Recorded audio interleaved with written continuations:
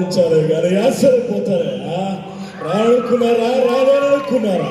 కాశీకి పోయాడు, కాషా మనిషి అనుకున్నాడా?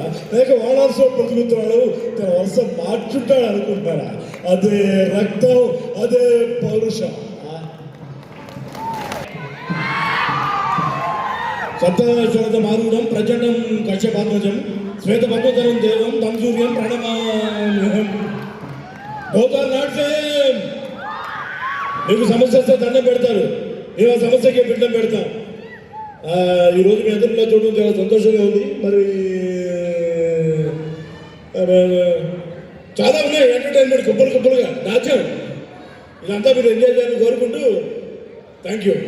నిలబడినట్టుంటుంది, కాలబడితే ఏగు చుక్క ఎగబడినట్టుంటుంది, ఎదుట పడితే చావుకైనా చెమట దాన కడుతుంది, బాణమైనా బంధుకైనా వానికి పాంచనవుతుంది.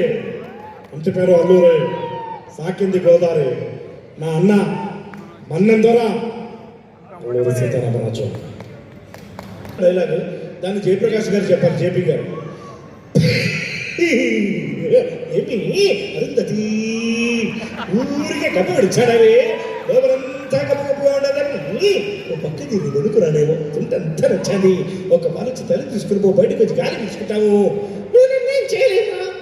అయితే చేసేది ఏడే వండుకున్నా గప్పుదానా గాలిసాన్ లెక్క కనబడుతున్నా. లోపటంతా చీకటిగా ఉంది. జర్రన దిమాకుందా నీకు? నీళ్ళు ఇచ్చేటోడు కూడా లేడక్కడ. ఒక్కసారి తలుపు అరుందాతే బయటకు వస్తా. అరుందాతే.